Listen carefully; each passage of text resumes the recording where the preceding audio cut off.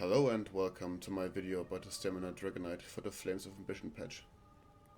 In this video I will try to cover everything important for the stam decay in the current patch. Please note that this video will use my old video for the markarth patch as the baseline, which means that I will pretty much only go over what changed from last to now, so I highly recommend to watch that first. Keep in mind that all the in-game related stuff in this video was recorded on the PTS, but since nothing really changed on the release, everything should still be up to date. If there is some information which I did not cover in both videos, feel free to ask me in the comments down below and I will try my best to answer it. With that being said, let's start with the video. One of the biggest changes in the Flames of Ambition patch is probably the new CP system. Since there are already a few videos covering everything about it, I will only quickly mention the ones which you need for damage.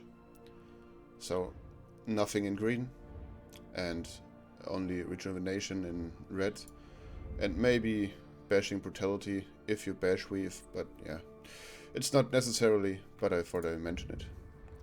Moving to the main damage tree, which is the blue tree again. I set up a 810 CP setup right now, so I just used the 4 main damage nodes you want, which is Tormenturge, Deadly Aim, Fighting Finesse and Backstabber, in a raid where you can't flank your enemy, like for example in Sunspire with the dragons.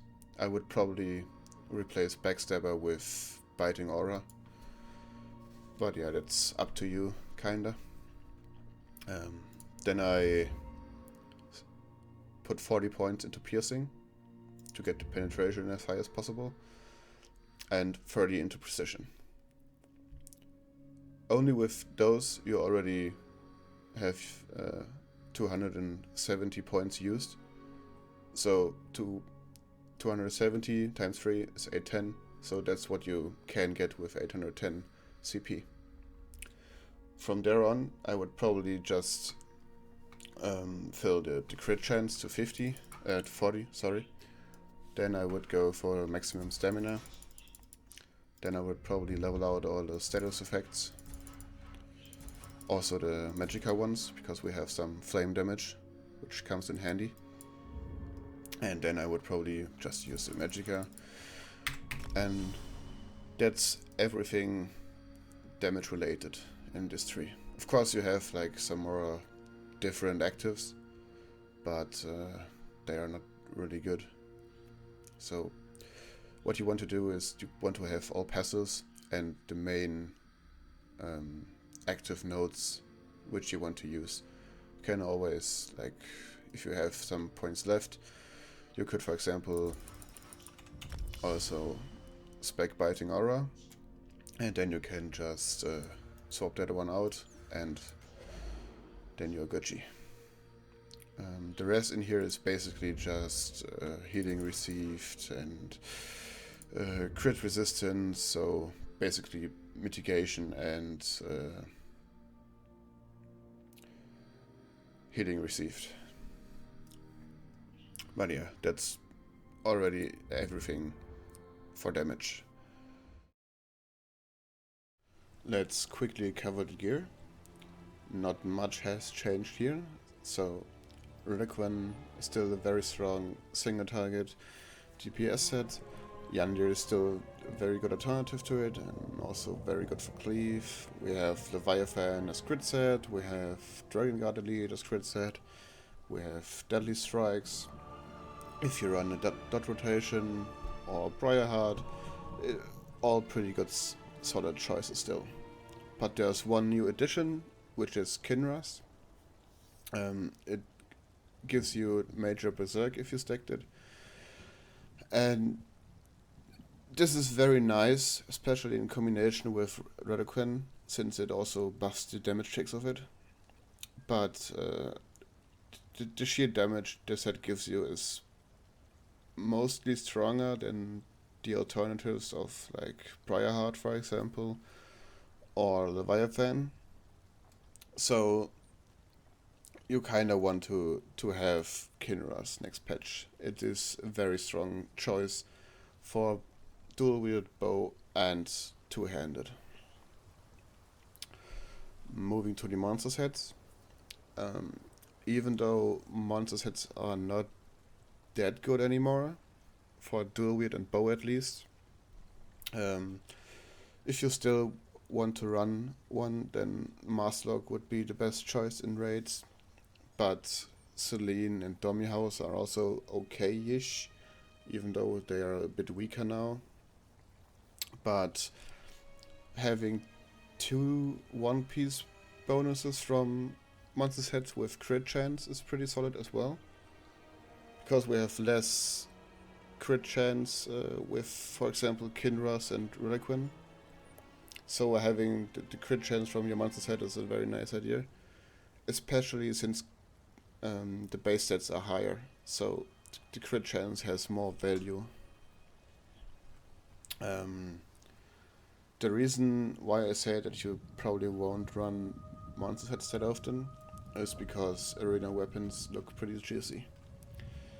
For dual wield, we have Vedashwen as the top performing choice, but with the drawback of you needing to stay behind the enemy, which is not always possible. If you can't, then Master's dual wield front bar or Maelstrom dual wield front bar is a very good alternative. For bows, you want to have a Master's bow front bar or a Black Rose bow front bar actually.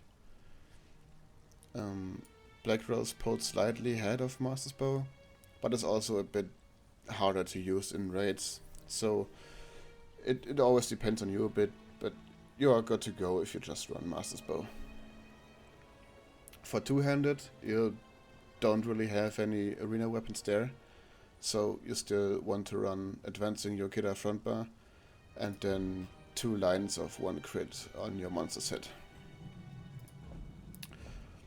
Your backbar sets are also kinda the same as before the patch, so Black Rose backbar is still a very strong choice, Maelstrom bow backbar is still a good choice, and Master's perfected bow is also not bad at all. Weapon type passives also experienced some changes in the Flames of Ambition patch. As you can see here, daggers still provide crit chance, but swords now give you weapon and spell damage, maces increase your armor penetration by a certain amount, and axes increase your critical damage and critical healing. So previously you always wanted to have axes because the bleed proc was pretty strong, but since this is no longer the case, you want to run daggers, which give you the most damage out of all the weapon types. At 100% crit chance, swords would be better than axes still, but you don't get near such a high amount of crit chance that you don't want to run daggers. And since you don't want to run mechanical accuracy, you kinda always want to have daggers. If you need penetration, you can consider maces, but on dual wield front bar you can just run sharpened offhand. But for Black Rose dual wield back bar, for example, 1 mace might be a good idea to use. It is kinda the same thing for two-handed weapons, with the exception that they don't have crit equivalent. So here you want to run swords over axes, and if you necessarily need the penetration, then you would want to run a mace. Bow stay the same because there's only the bow. From last patch to Flames of Ambition, not much has changed in terms of traits and glyphs, and since most classes run the same combination anyway, I will only quickly cover them again. For armor pieces, you want 7 medium, all divines, all stamina, and for jewelry, you always want to have bloodthirsty jewelry with weapon damage enchantments. This pretty much works everywhere and all the time. There's not much you can choose from. Infused is also okay-ish, but simply worse than bloodthirsty, so might as well just go straight for Bloodthirsty. For weapons, on your front bar you always want to have double dot poisons, in this case crown poisons, but the ones you can craft are just as good. They have the exact same value, and yeah, they provide you the most possible damage on your front bar. For bows front bar you want precise. For dual wield back bar you want both infused. For for two-handed front bar you want precise again. For bow back bar infused. For dual wield front bar you want Nirnhound in your main hand and sharpened or precise in your offhand. Important note here, Nirnhound has to be in your main hand because it will provide you more damage, since the damage scales of your main hand mainly, and only to a very small amount from your offhand. So increasing the weapon damage from your main hand is important if you run Nirnhound. For glyphs on your weapons, you ignore glyphs on the front bar weapons anyway, since we said we run double dot poisons. But for your back bar weapons you can run Berserker glyph like in the old patches all the time, or you can actually run a flame damage glyph on bows and one dual wield back bar piece. This is mainly because of the new CP system providing you a very good chance to proc status effects from the glyphs, and also the dummy has engulfing flames and you have increased base stats, which all kinda adds up in the value of the flame damage glyph instead of the Berserker glyph. It might not perform better in a raid without engulfing flames, but yeah, just consider it and test it yourself and decide what works best for you. For dual wield back bar, just flame or Berserker and the one poison damage glyph.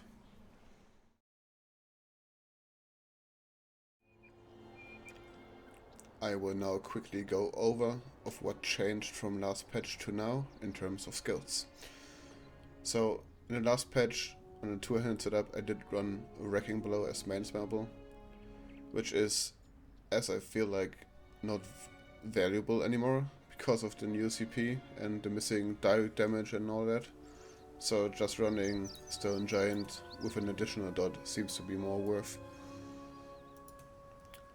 For bow setups you can actually run Acid Spray as semi-spammable now, since the damage from Lethal Arrow was nerfed a bit. If you run Consuming Trap on one of your setups, you could replace it with Mystic Orb or Eruption in a raid, since the single target damage all three skills provide is kinda the same. But with Mystic Orb and Eruption having a bit more cleave, it is pretty nice to have those in the raid.